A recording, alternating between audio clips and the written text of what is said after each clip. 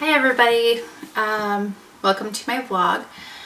The last video I talked about my MS story and how I was diagnosed, and I said I was going to do another video on being pregnant with MS.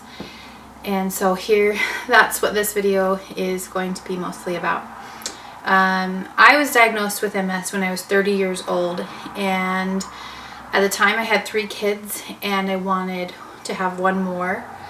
But I didn't know what that meant with newly being diagnosed with MS. And so, anyway, I did speak to the doctor, my neurologist, and basically they explained that most people are diagnosed in their childbearing years. And so it's very common for people to be pregnant with MS.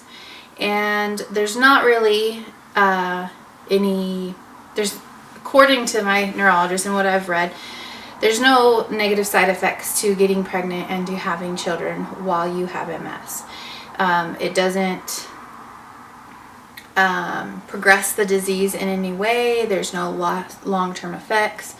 And so it's totally safe to have children while you have MS. You're not a high-risk pregnancy. It's just like anybody else. From my understanding, and like I said, I've never had a baby while having MS, and so I don't know, but from my understanding, I'll be 38 weeks pregnant on Friday, so I'm getting close to the end of my pregnancy. A couple months ago, I met with my neurologist and sat down and came up with a plan for after I have the baby and what to expect, and as far as medication and all of that goes. So they said that basically stress is a big trigger for relapses, and so try not to stress out, which, you know, that's a hard thing to do. But just basically taking it easy and not stressing out after you have the baby. So that's my plan. We'll see how well that goes. But also, it's very common to have a relapse after you have a baby. And if that's the case, if I do have a relapse, then they can do the IV steroid injection.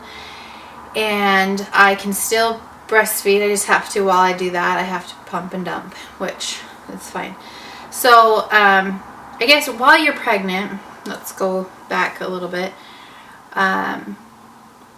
especially in the 2nd and 3rd trimesters, your body has enough, I guess, immunosuppressants that your MS dies down and you really don't have any side effects. And I haven't had any symptoms while I've been pregnant. I've had a good pregnancy. It's been a normal pregnancy. You know, I was nauseous in the beginning, all the same normal symptoms that any other person might have. There's been nothing out of the ordinary for me. I haven't been more tired. I haven't, you know, it's been similar to my previous pregnancy. So that's good. Before I was pregnant, I did have symptoms. And so I know that this is true. I haven't had any problems during my pregnancy, so that's good. Anyway, and then they also said that after you have the baby, the same thing works if you're breastfeeding. So I do plan on breastfeeding. I've nursed all my previous 3 children, and I plan to nurse this baby as well. And so I always joke with my husband. I say that I'm going to nurse this baby till he's 10 years old so that I can just pretend like I don't have MS. But not really. Anyway, so while I've been pregnant, I haven't been on medication. Before I was pregnant, I was taking Copaxone. I did 3 times a week injections. And I didn't have any side effects with those, just sometimes the injection site would be irritated, but other than that, I did fine with that. That seemed to work well for me. However, after speaking with my doctor, he recommends that after I'm ready to go back on medication, which would be after I'm done breastfeeding. There are some other options that he wants to try with me. So, not sure exactly what that will be right now. He did mention a couple different options, so we'll see at that time. But as of right now, I'm planning on breastfeeding, and then once that's done, then we'll switch gears and go back on medication. But there's no harm in breastfeeding as far as the disease and the effect on my body. So if that was the case, obviously I would take that into account and consider that, because I obviously want to do what's best for me and my body, and so that I can be the best mom and wife and just live a healthy life. So my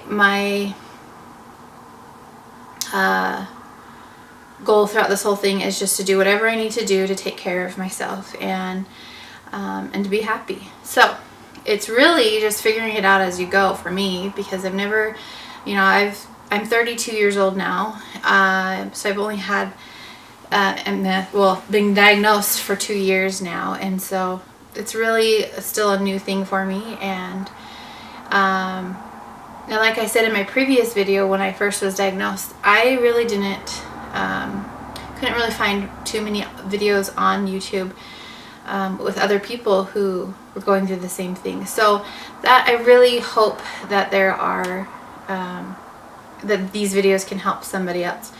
If you guys are, I'm curious if there's anyone in these similar situations. If you are, please reach out to me.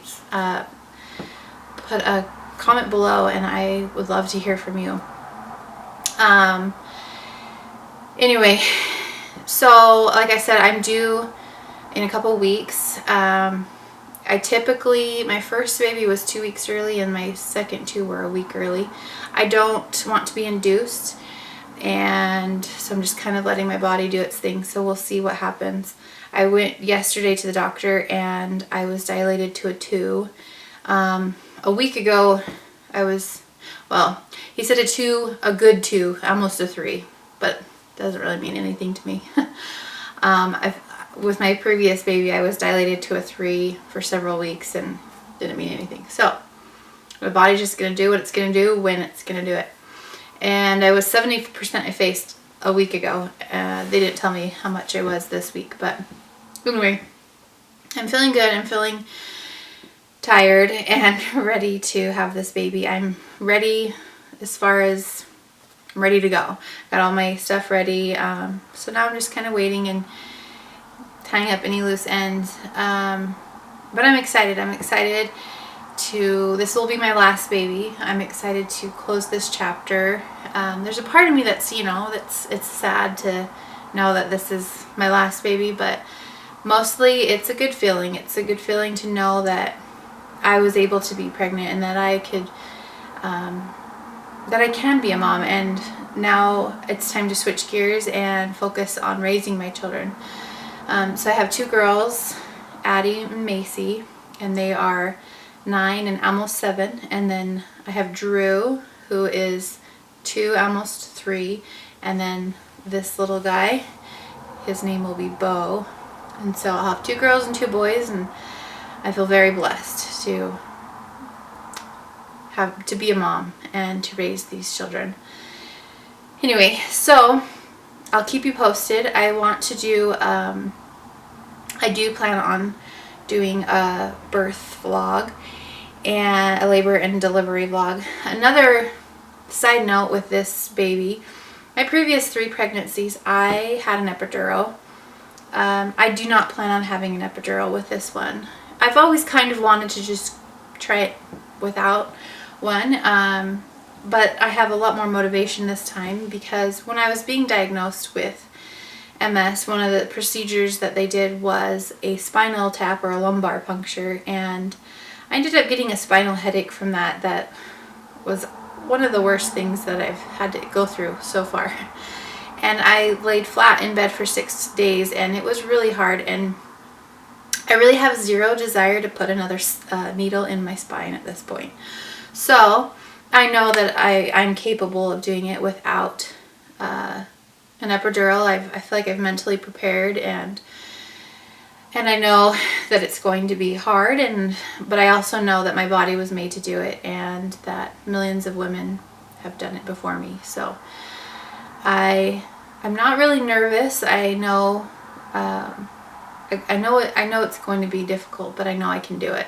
So, like I said, I feel like I'm mentally prepared. If I wasn't mentally ready, I don't know that I could do it, but I've known from the very beginning that this is what I wanted to do, and I've had 9 months to prepare for it. So anyway, I'll keep you posted. We'll plan on doing a birth vlog, and I'll do another update probably when I'm 39 weeks if I haven't had the baby. So I'll let you know. Thanks, guys.